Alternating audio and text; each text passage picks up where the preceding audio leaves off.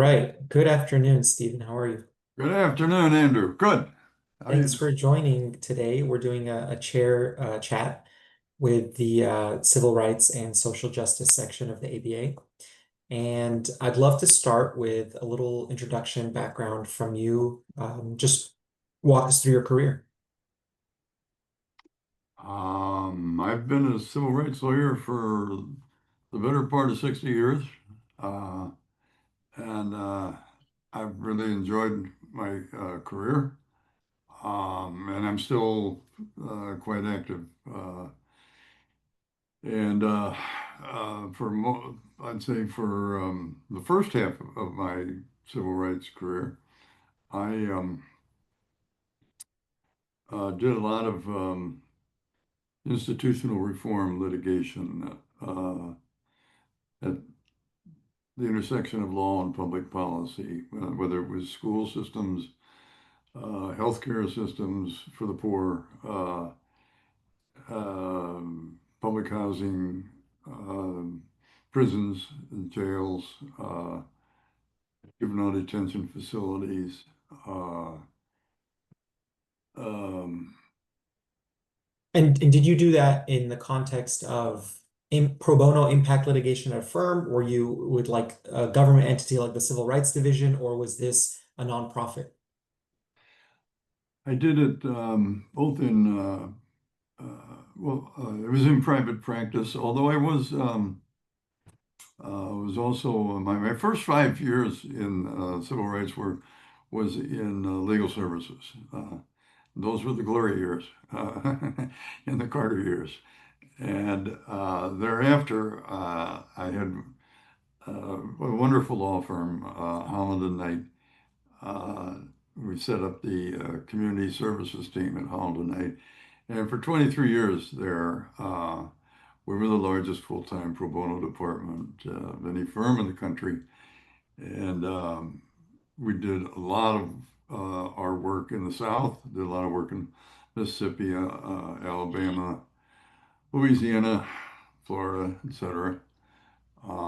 And they were just wonderful to me. And then when I left the firm in 2012, I had just won a case in the Missouri Supreme Court that said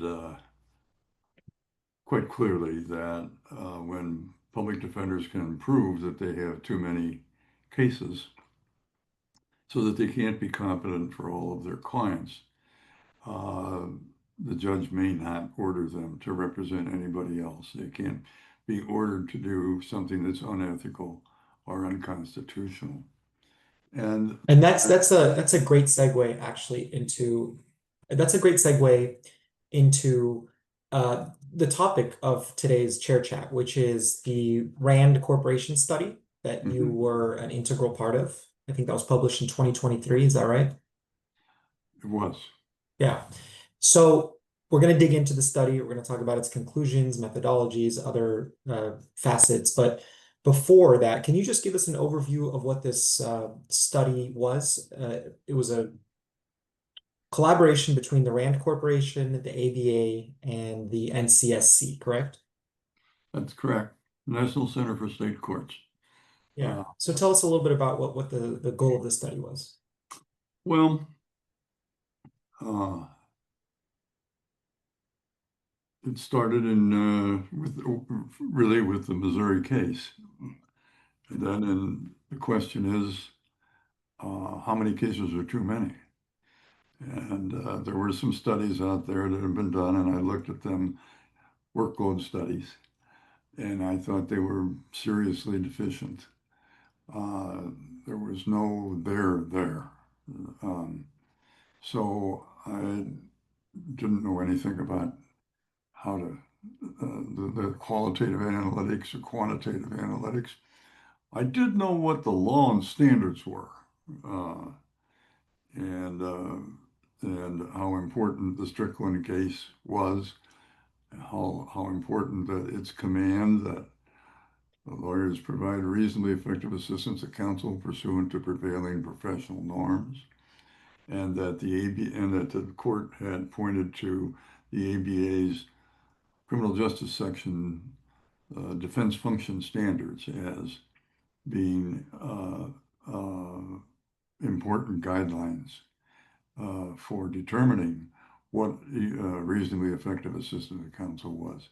And the most important one there was when I saw that was 4-6, 4-6.1b, which says that a lawyer may not recommend a plea or a trial, for that matter, to a client until the lawyer has completed, that was the verb that the ABA standards, defense function standards use, completed their investigation and study of the case.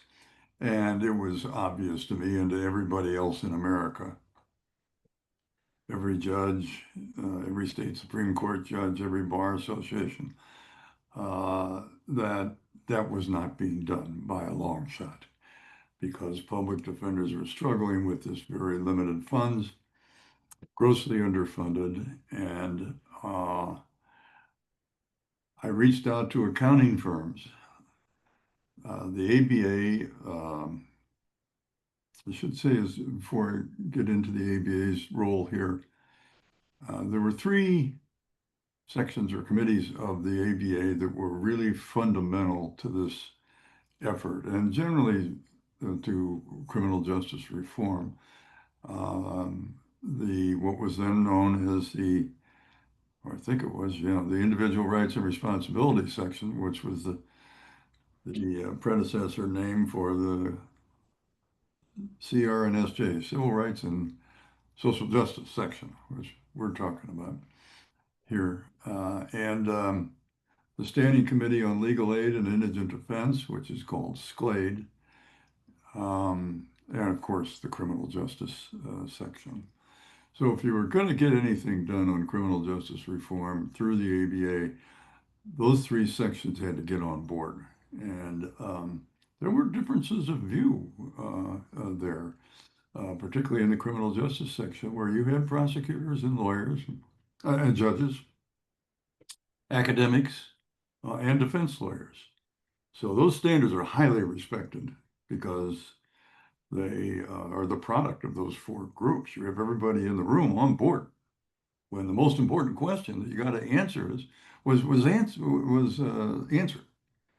So I got 70 grand, not for myself, but for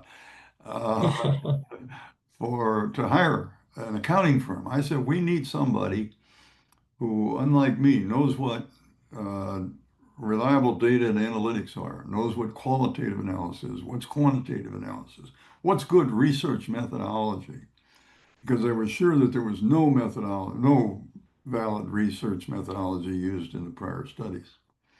And those prior studies had confirmed the 1973 NAC, National Advisory Commission standards, which were produced by the National Legal Aid and Defender Association.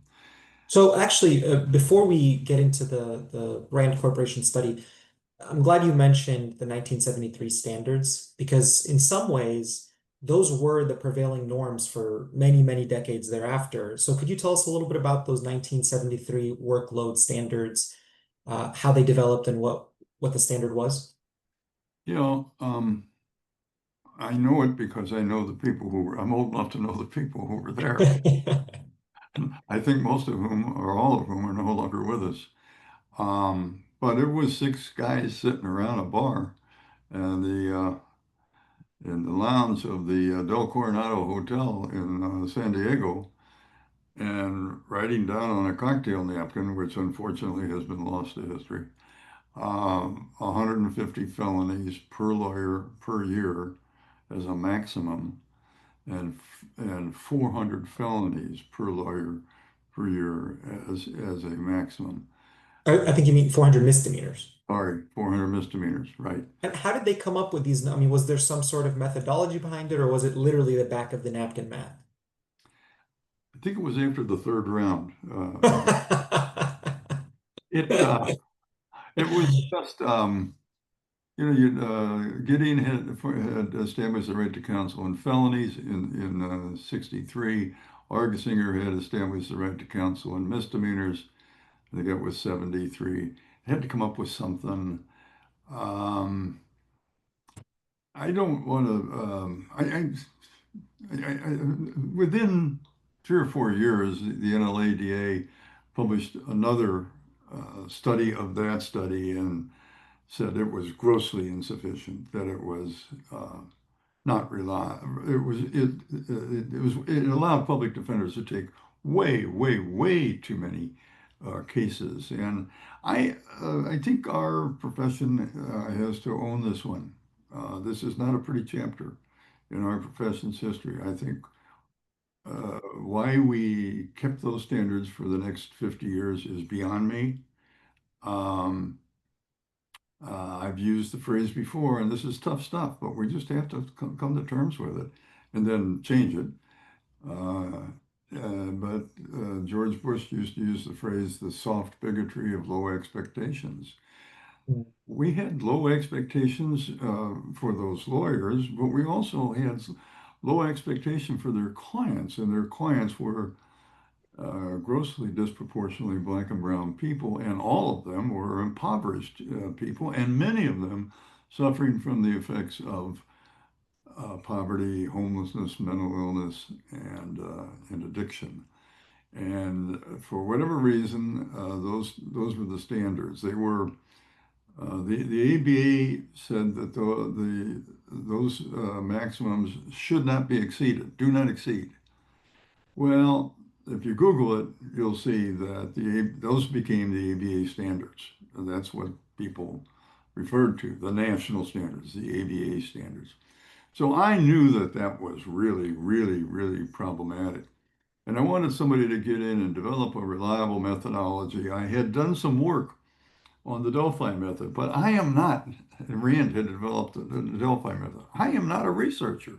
And I went to the consulting arm of three major accounting firms, and I got turned down. They didn't, I mean, I was honest with them. I got 70 grand. It's going to cost you 200, 250, somewhere around there. And they said, well, thank you anyway.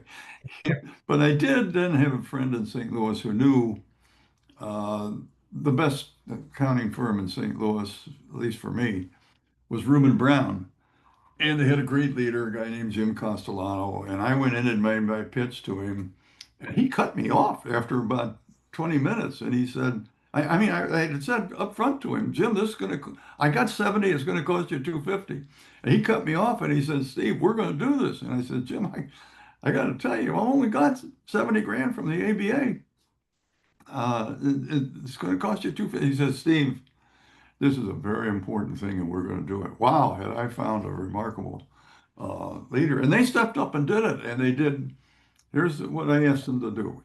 I've got a whole stack of research here that I've got put together and I've read. Seems to me that the Delphi method that RAND Corporation had come up with, that would really be good. But you can't rely on me. You got to go really put somebody in here who knows what they're talking about and do the research. And then I want you to, if you say that's valid, that's a way to do a public defender workload study, great. If you say it's not valid, then I will not accept the answer that there's no way to do that here in the second decade of the 21st century. We've invented the internet, put a man on the moon. There has to be a way to figure out what number is too much.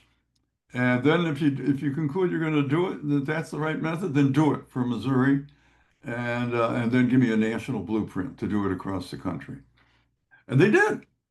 And the Missouri study showed, like all of them studied, that all reliable studies would show that public defenders have at least 3 times as much work as they can do competently.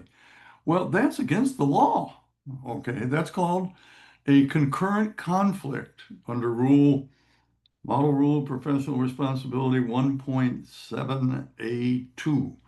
And when you have a concurrent conflict, you must not, I might think about it or may, or you must move to withdraw. Okay. And you must tell the court, I can't take any more cases.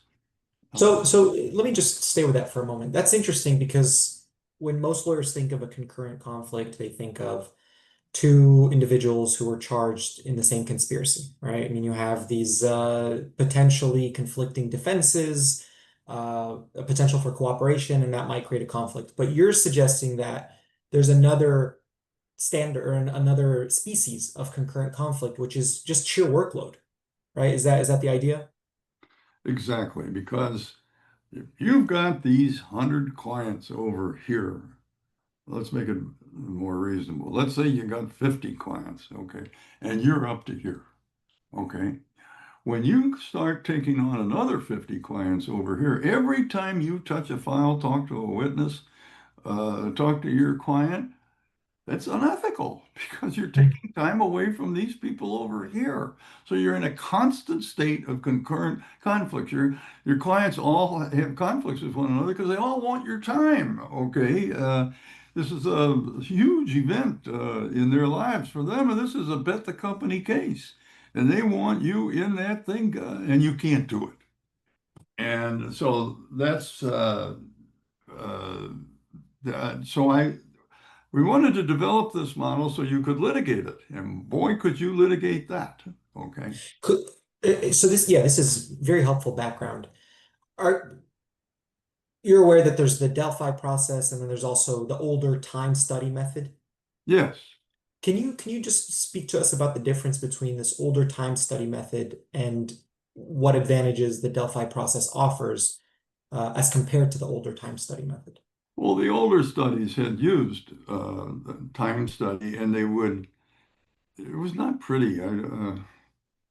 You'd have public defenders who had never kept time in their lives before say, well, give me about, 16 weeks of timekeeping.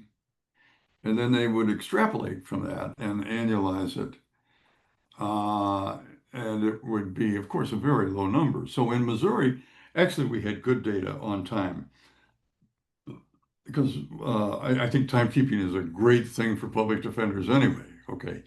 And they're going to have to get used to doing it because no data, no money. Okay. And Missouri really had done it well for a year. And then we took the last 6 months of that. And that was solid data. And we annualized that. So Missouri was doing 2.3 hours per misdemeanor. Okay. When that, in the old studies, they would show that to the experts. And that became an anchor for the study. And so if you had 2.3 hours, let's say they came up with 2.3 hours, you say, well, then you would say, well, how much would you want to increase that? How much do you think you should? But they didn't use the ABA defense function standards, okay? They just said, how Mm. much do you think?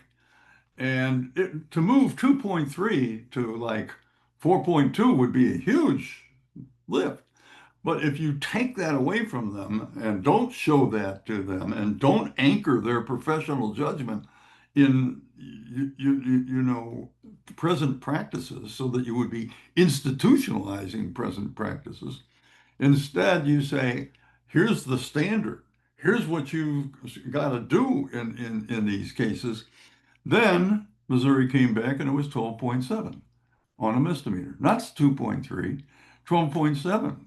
And Wow. yeah, and that kept an And that equity. was the result, sorry, Steve, that was the result of not priming them with or anchoring their expectations. You just let them do it without that, and so you get a more realistic number. You get a number that is the new anchor is the defense function standards.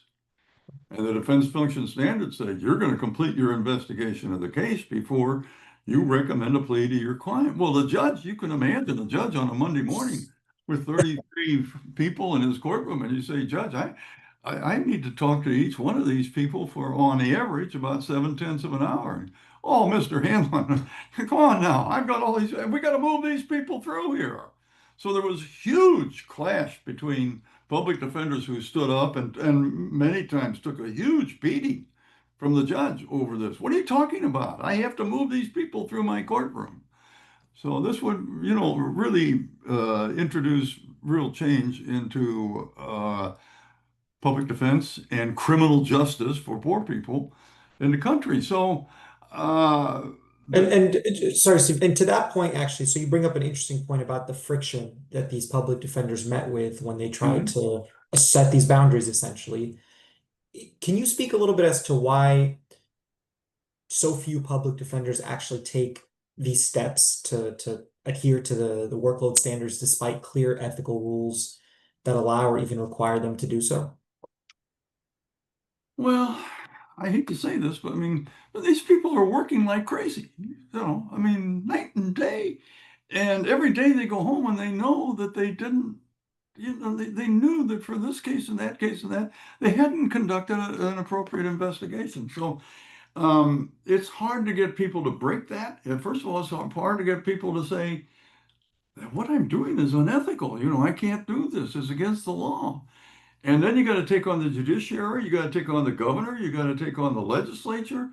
The judges were holding these people in contempt and threatening to turn them over to the bar. And, you're disrupting my life. And so the courageous people that I represented, oh my goodness, were they courageous to stand up. And now I got one.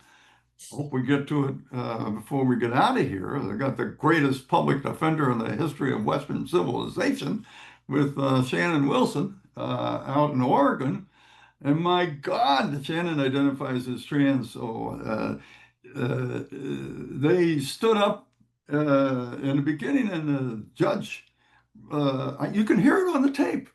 The bailiff comes up behind Shannon, and Shannon's standing at the podium, and you can hear the handcuffs open up like this. I mean, as the judge is threatening her with, or threatening Shannon with contempt and other things. So it takes enormous courage to do this, and we've had a bunch of them just stand up.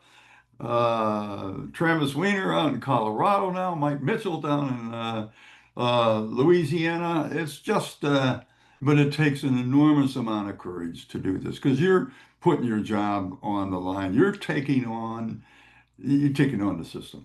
Okay. Now, Mhm. I think that's what lawyers were born to be. Okay. Yes, rabble rousers. I agree. Right. Yes. Right. So let me ask you this then. So talking about the underfunding, understaffing, the friction of the judiciary, what role can federal or state policymakers play in implementing these updated workload standards? Federal or state, did you say? Either one. Yeah, Yeah. yeah. Well, I've worked with then Senator Harris, and Senator Booker uh, after her, and Congresswoman Bonamici in Oregon, and Ted Deutsch when Ted Deutsch was in Congress in Florida from Florida on the Equal Defense Act. Um, Now, in the current political climate, we're not going anywhere with that, but this situation will not, go on forever. These things come and go. And frankly, there's a lot of bipartisan agreement on criminal justice reform. So we have many conservatives regard both the criminal justice system and the prison system as just two more examples of large failed government programs. So we're building a good consensus on this until the current situation occurred. But that provides for federal funding, which is needed. This is after all, an unfunded federal judicial mandate of Gideon and Strickland. And the federal government has to come in here and help. Now, the federal government's role up until now is to look at the state criminal justice system and say, well, now the prosecutors get about twice as much as the defenders get. So our role for the federal government should be to increase the amount of money that is going to the Yes, federal. that's the equal part of the Equal Defense Act, right, Steve? Yeah, we would like that to get balanced out a little bit more. And I think once this current situation gets behind us, whenever it is, that we'll go back in with that. And the states have scarce funds, and they've got a lot of legitimate claimants to those funds, and mental health people have, the all kinds of claimants to those funds. And but in the meantime, we've got to push them. We're Yeah, going to push them to implement the new 2023 public defense, National Public Defense Workload Standards, and we issue them in 23, and in the summer of 25, the Washington Supreme Court, bang, 7-0. That's the law in Washington. And, amazing. and we want to see you back here in 3 years, and we expect you to have this task completed in 10. I might like a little shorter than that, but it, it took us 50 years to dig this hole. We are Yeah, not going to dig out of it overnight. Okay. yeah, So then now we've got this wonderful, courageous public defender in Oregon, Shannon Wilson. We just filed, it's basically Rule 1.782, the concurrent conflict rule. And we also sort of claim under the Oregon Constitution its right to counsel, okay? And we specifically disclaim any claim under the federal Constitution so that we can, whatever, if we win in the Oregon Supreme Court, we will immunize that decision from judicial review by the United States Supreme Court because we'd get slaughtered in the United States Supreme Court. We have two justices who have made it clear they think Gideon was wrongly uh, decided. So we have real jeopardy there, real risk, and we've got to convince people to stay out of that court and get into the state. That's our plan, is to stay in the state, yeah. in the So Supreme Court. just because you mentioned the Washington case, which was momentous, and the traction that you're picking up in Oregon, we've talked a lot about the RAND study, the methodologies, the implications, but we haven't actually talked about what the key findings were regarding how much time is actually required for effective representation in common cases. What was the ultimate finding? The ultimate finding was, I don't have them memorized, but I can tell you the one I always looked at. Yeah, I was most interested in that. Where were they on high felonies? So you have yeah, a series from starting with murder and high felony and sex felony and mid felony, low felony, and high misdemeanor, low misdemeanor, probation violation. I think those are the categories we used. And on high felony, we were at 99 hours on average. Okay. Some of those cases might take 42 hours, others might take 410 hours. Law of large numbers, on average, our expert panel, 33 experts from all over the country, using the Delphi method and the analytics that RAND, I'm not a researcher. The RAND was a researcher. Cynthia Lee at the National Center for State Courts, Malia Brink for the ABA. These are serious research people. And it was, I just think it's a really, really reliable study. And that's for the research part, the law part, 1.782. I mean, that's what really drives this whole thing. You can't do that. You must move to withdrawal. And here's a really important part about a motion to withdraw. It's important that people play by the rules, okay? We found out what's happened, in the Supreme Court and elsewhere when people stop playing by the rules. Our rules are there, the model rules of professional conduct, to prevent harm to the client. Okay. right. So when you know that you've got too many cases, you must move to withdrawal, and you can't say when the judge says, "Okay, I grant your motion to withdraw. You got too many cases. What do you want me to do about this man now?" You can't say, "I don't care, judge, doesn't make any difference." You have to say, you have to protect his interests. Okay, and that means you have to say, "Judge, I also have a motion to dismiss pending. I want you to dismiss his case. If he's in custody, I want him released from custody because you're not a court, Judge." I know this is hard to hear, okay? But if you look at one of the first standards in the ABA defense function standards, it says a court is not properly constituted unless there is a judge and court personnel, and unless there is a prosecutor, and here comes the big one, and unless there is a defense lawyer who's actually capable of defending their client.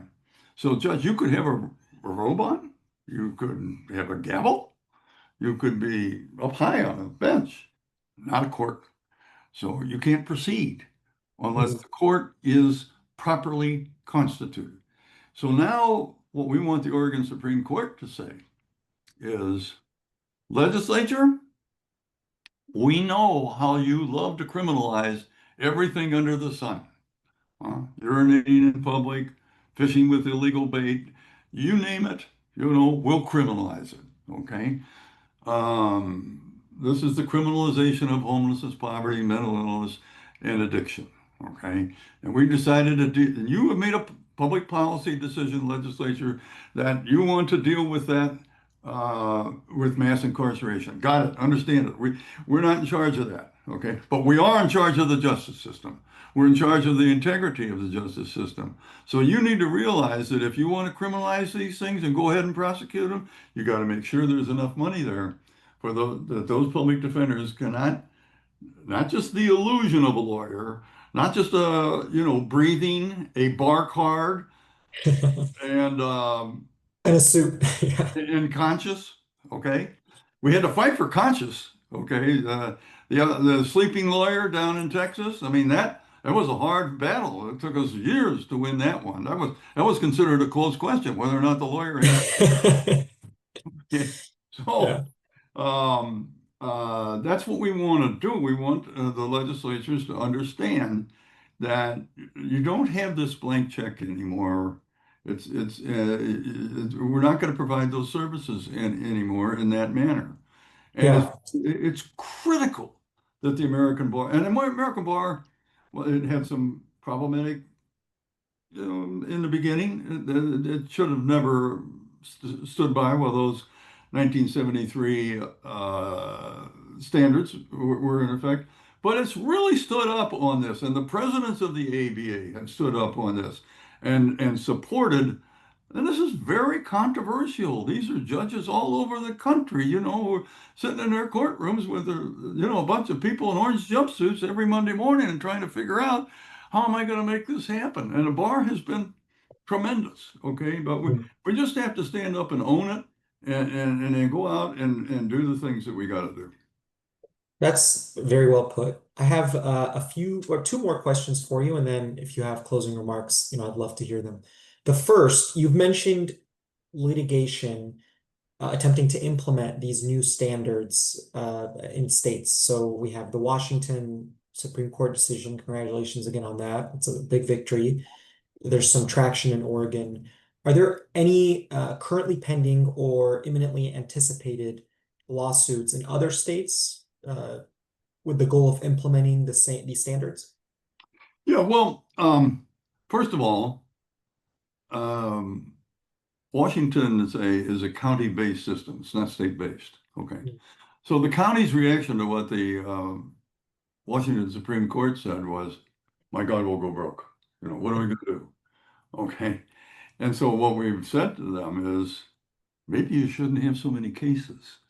You know, maybe the 38% of the people that are in your system, according to the Brennan Center, okay, report, who are not dangerous, maybe there would be a different way to treat them. In fact, it might be a lot less expensive than cops, courts, cages, and the collateral consequences of criminal convictions, which will destroy these people's lives and turn them into non-productive citizens.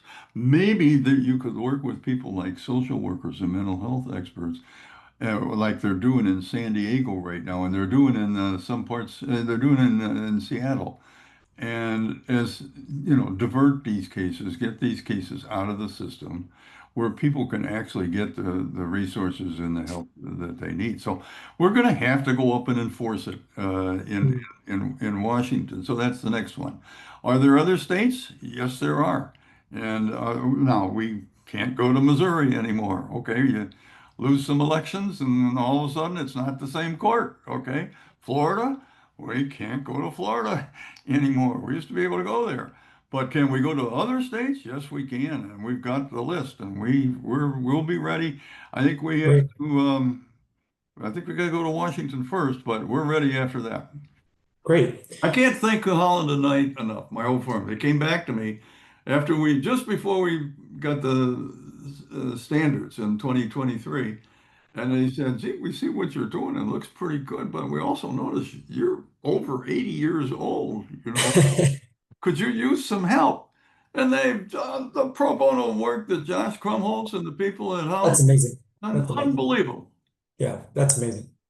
I get my last question for you is, and you've hinted at this, but maybe in one, just in summation, you can crystallize it for us. What do you hope the study will achieve in terms of long-term reform and public awareness about the defender crisis in the US? Well, I think that uh, that's a good question. Um, Long term, it's first of all, it's hard to get our clients have been marginalized, okay, and our clients have been dehumanized. That's the only way that they could wind up being treated this way. Um, we have to find, and we've struggled for 50 years to find the right message. Um, and I think I wish we could tell them that our clients were not nearly as bad people as they think they are. But we've tried that over and over and over, and it's very, very difficult to do that. I think the public does understand.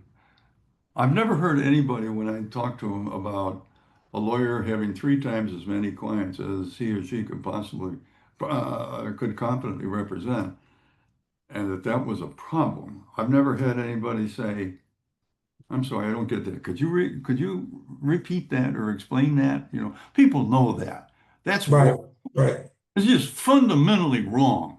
Yeah. And it's un-American. Okay, and that's not just me. That's the Ninth Circuit recently in the case. I mean, this does not sound like America.